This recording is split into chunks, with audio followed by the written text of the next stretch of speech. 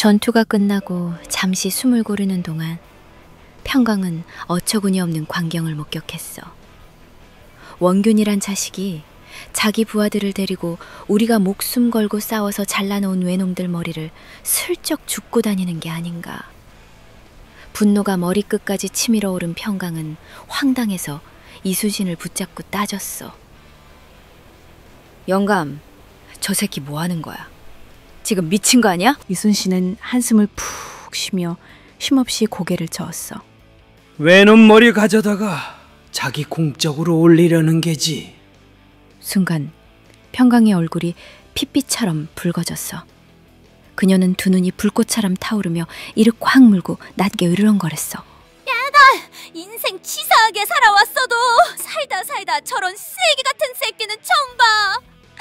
영감, 이번만큼은 내가 진짜 가만 안 둬. 저 자식 찍어버릴 거야. 이순신 역시 이번엔 제대로 화가 났는지 평소와 달리 평강을 말리지 않았어. 그저 침묵하며 차가운 눈으로 원균을 노려볼 뿐이었지. 곧바로 평강이 거친 발걸음으로 원균에게 뛰어갔어. 야, 니 뭔데 지금 미쳤어? 내가 친 머리잖아, 이 자스가. 니가 왜 죽었는데? 야, 이게 뭐하는 짓이야? 심지어 이거 우리 조선 병사 머리잖아, 이 개자스가. 니 대가리로 갖다 넣어줄까? 평강이 도끼 어린 눈빛으로 다가오자 원균은 질겁하며 뒤로 물러서더니 급히 병사들을 앞으로 밀어내며 소리쳤어. 어딜 감히 경졸 나부랭이가! 이런 천한 것이 감히 까불어! 평감은 이른 악물고 앞을 막아선 병사들을 거칠게 밀어젖히며 소리쳤어. 비키라고! 저 새끼는 내 반드시 죽인다! 오늘 저 새끼 내가 죽이고 만다고! 조선 수군 병사들은 이러지도 저러지도 못하며 멈칫거렸어. 그들도 이미 평강과 온달의 미친 전투력을 잘 알기에 겁이 나기도 했지만 솔직히 원균이 하는 꼴이 한심해서 내심 속으로는 통쾌하기까지 했거든. 적극적으로 말리는 놈은 한 명도 없었지. 그렇게 한참을 욕설과 고함이 오가는 사이에 비겁한 원균은 챙긴 외놈 머리만 들고 슬그머니 뒷걸음질 치더니 멀리 배 위로 냈다 도망쳐버렸어.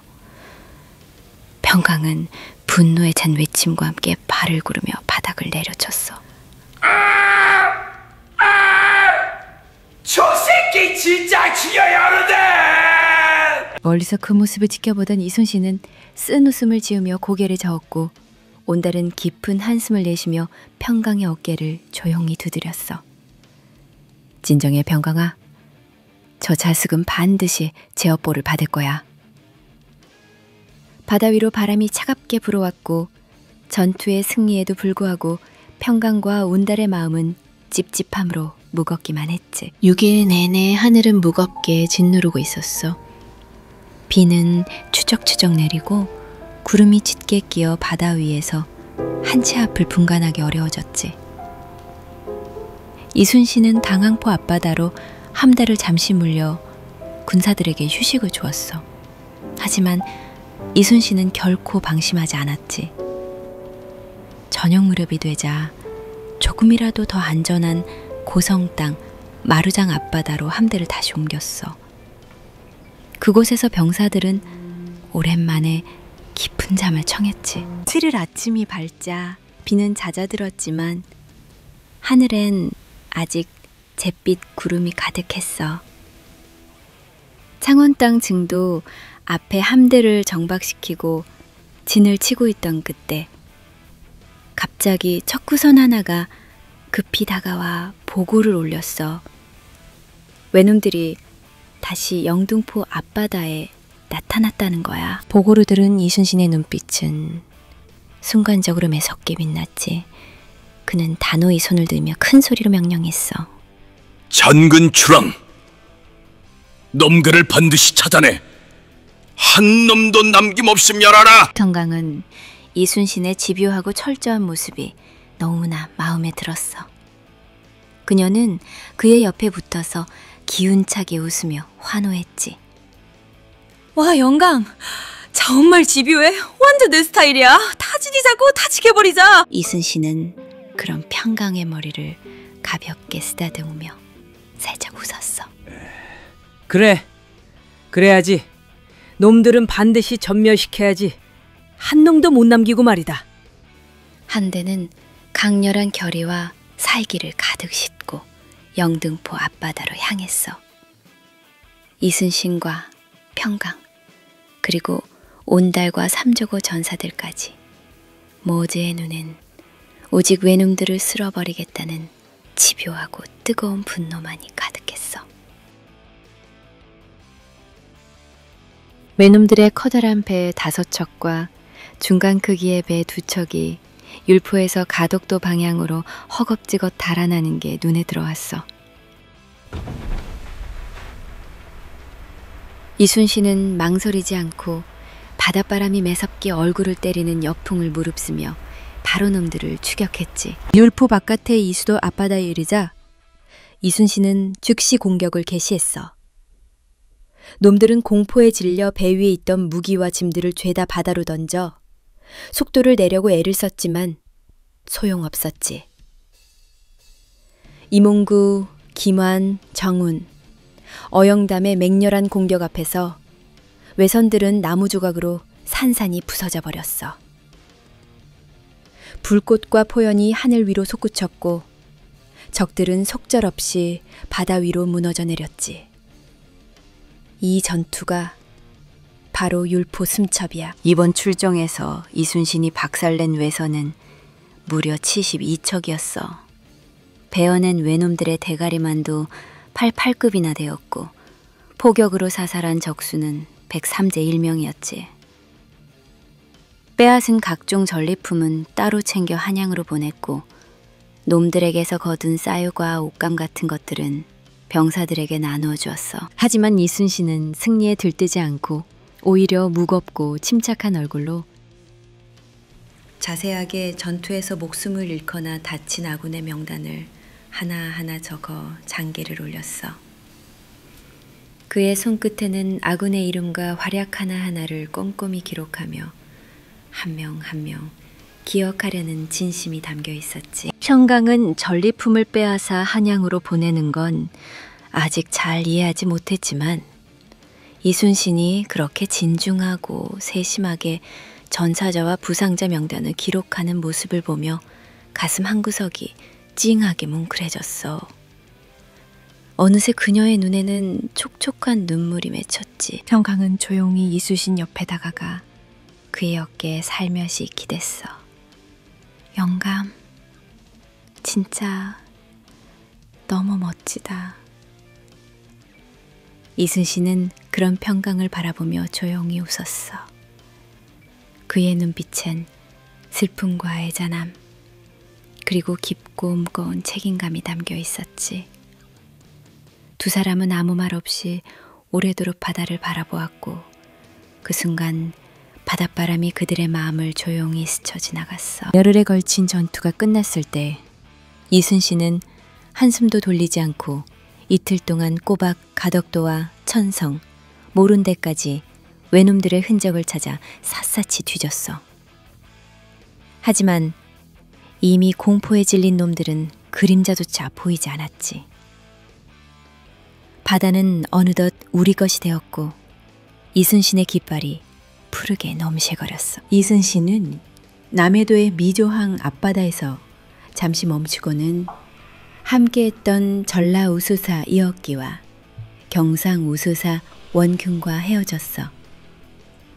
원균은 뜬의 시선을 피하며 투덜댔고 평강은 여전히 그 자식을 노려보며 탈자루를 만지작거렸지. 여시의 본영으로 돌아오자마자 이순신은 바로 장계를 써서 한양으로 보냈어. 승리의 기쁨보다 전사한 병사들의 이름을 일일이 기록하는 그 손은 조금씩 떨렸지만 한 글자 한 글자 쿡꾹 눌러가며 진심을 담았어. 며칠 뒤 임금이 보낸 답장이 도착했어. 평강은 이순신 곁에서 그 장계를 흘낏 들여다보았지. 전쟁이 시작된 이후로 모든 장수들이 줄줄이 패전을 겪으며 물러났으나 이번 당포, 당항포 싸움에서 비로소 크게 이겼으므로 특별히 그대를 자헌대부로 올리는 바이니 앞으로도 힘써 싸우라. 평강은 그 짧고 무심한 답장을 보고 어이가 없어 한참을 멍하게 서 있었어. 갑자기 피가 거꾸로 솟는 것 같아 그녀는 입술을 부들부들 떨며 터져나왔지. 씨발, 이게 다야? 이게 진짜 다라고? 왕이란 놈은 지는 도망쳐놓고 이제 와서 이따위 말 며칠로 끝이야? 이게 나라야? 이순신은 그녀의 분노를 이해하면서도 낮은 목소리로 꾸짖었어. 평강아, 입 조심해라. 역적 소리 듣고 싶으냐? 평강은 화가 가라앉지 않아 목소리가 더 커졌지. 역적? 내가 구데타라면 지긋지긋하게 당하기도 하고 해봤거든? 영감, 이번에 그냥 뒤집어 버릴까봐? 이순신은 잠시 말이 없었어. 그런 평강의 분노를 바라보다가 이윽고 고개를 가로저었지.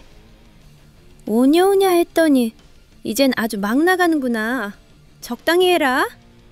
평강은 발을 쾅쾅 굴렀지만 곧 이순신을 바라보며 조금 낮아진 목소리로 중얼거렸어. 땐는 나한테만 그래. 그래도 영감, 나는 다 알아. 이순신은 눈썹에 살짝 찌푸리며 그녀를 보았어. 무엇을 안다는 게냐? 평강은 진지한 눈빛으로 이순신의 눈을 가만히 바라보았어. 영감이 얼마나 대단한지 말이야. 외놈들은 이제 남의 백길이 막혔으니까 서해로 가지도 못하고 전라도 곡창지대도 함부로 못 건드릴 거잖아.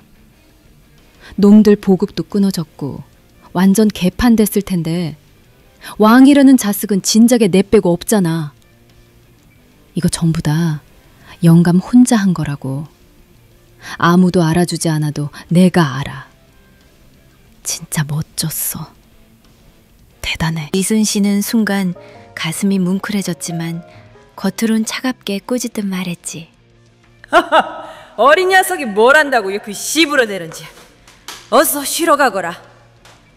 하지만 평강은 이순신의 눈빛에서 모든 걸 읽었어. 아무 말 없이 조용히 바다를 바라보는 이순신의 옆모습에는 깊은 고독과 책임감 그리고 슬픔이 뒤섞여 있었으니까. 아무도 알아주지 않아도 공을 빼앗기고 억울한 소리를 들어도 그는 묵묵히 싸워야 했고 결국 그렇게 싸워서 이겼어. 붉게 물든 석양이 고요히 바다 위를 비추고 있었어. 그 바다만이 마치 그의 진심을 알고 있다는 듯 말없이 빛나고 있었지.